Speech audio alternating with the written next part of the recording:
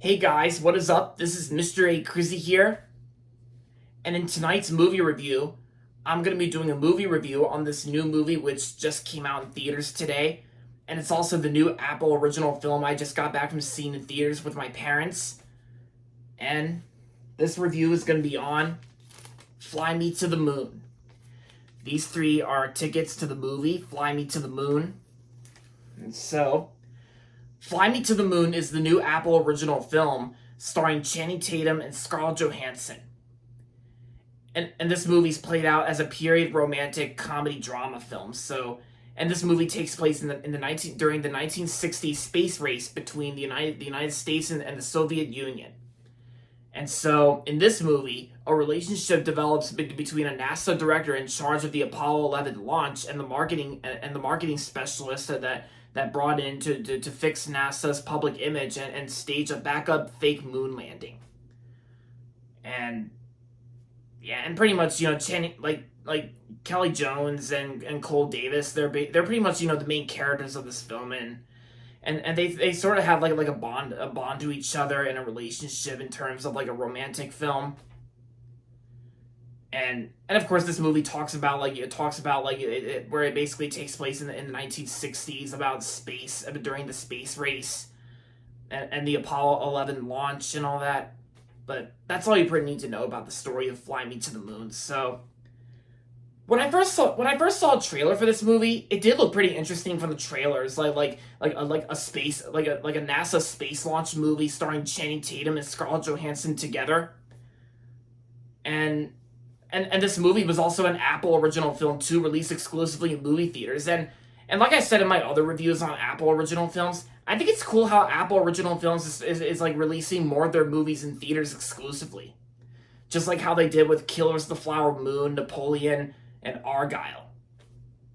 Yeah, but the only issue is that Apple original films and Apple TV Plus, they don't really seem to care that much about physical media, which explains why the three movies I just mentioned don't really have DVD releases.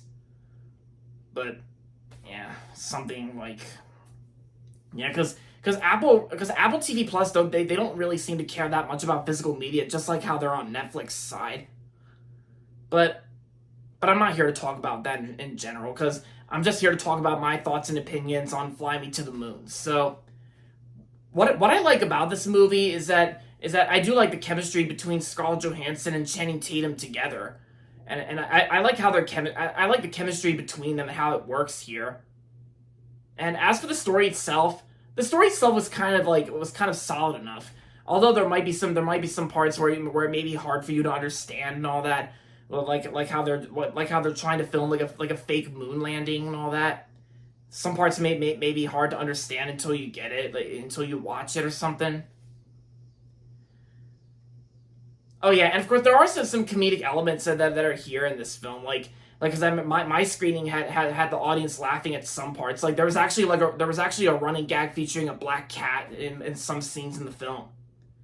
And yeah, the black cat running gag was easy to sit through, and the black cat kind of almost reminded me of Bob, like Bob from the animated film Luck, which was released in 2022, which was another film from Apple.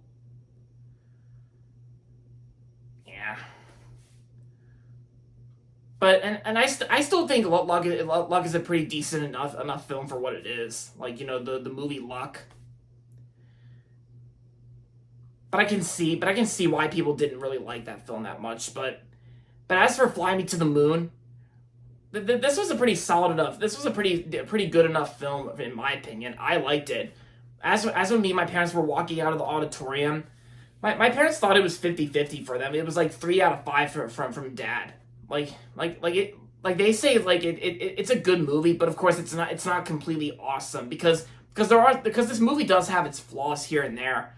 Like it's kind of like almost like one of those like space themed films. Well, not almost like a sci-fi film like Spaceman with Adam Sandler, but this movie Fly Me to the Moon is also kind of almost like the 2016 film Hidden Figures.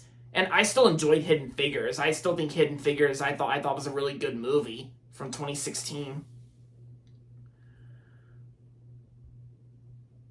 Oh yeah, and of course the 100th anniversary Columbia Pictures logo at the beginning Because just like on Napoleon, the Columbia Pictures 100th anniversary logo actually starts off as normal, and the Sony logo transitions completely absent, just like on Napoleon. Well, thankfully thankfully the fanfare isn't as, like high pitched and pal pitched. It wasn't high pitched just like on Napoleon. It was just normal pitched. Yeah, because the reason the Sony logo transition is also absent in this movie is because this is released by Apple Studios. Yeah. And I also like the music too. Like the music score by Daniel Pemberton. Like I think the music score I thought was like pretty good here. I thought it was like pretty like entertaining enough. And of course, yeah, we all know the title "Fly Me to the Moon" is also named after the song. Of course, that gets catchy on people's minds. Like, the song "Fly Me to the Moon." Yeah, my mom was singing it before we went and saw the movie. And as for the performances, besides our two main characters, I gotta say the other performances I thought were pretty good here. I thought everyone in this movie did a solid enough job. Like Woody Harrelson was in the film. I thought Woody Harrelson was great. Ray Romano was also in it too, and yeah, Ray Romano, he's always great to see on screen. Like, I liked him on the show Everybody Loves Raymond, and we animation fans know him best as Manny from Ice Age.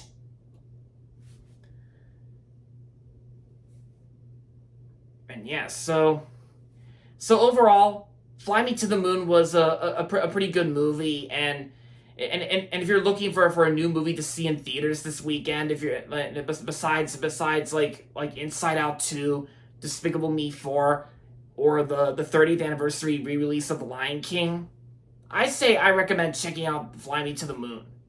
Yeah. I mean, it's pretty good for what it is. At least it's better than that piece of shit 3D animated film released in 2008 with The Flies. Like, you know what I'm talking about. The Flies, the insects, like Nat, IQ, and Scooter. Yeah, that piece of shit film, Fly Me to the Moon. Yeah.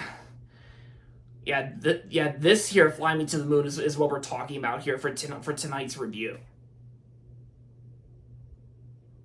Yeah. But yeah, regardless, I recommend checking out Fly Me to the Moon if you're interested in seeing it. And like I said, I think the only way to watch Apple original films, like if you don't have Apple TV Plus, is to see them on the big screen. If it's like an Apple original film that's playing exclusively in theaters, because like I said, Apple original films doesn't care that much about physical media, kind of like Netflix. But I already mentioned that, so you guys already know by now. But like I said, regardless, overall, Fly Me to the Moon was a pretty good enough film, and yeah, that's all. Alright guys, so that's going to be it for my movie review on Fly Me to the Moon. And that's going to be it for this video, so make sure to give this video a thumbs up and subscribe to my channel if you haven't yet. And as always, thanks for watching, and until next time, this is Mr. A. Crizzy saying, goodbye everybody, and that's about it.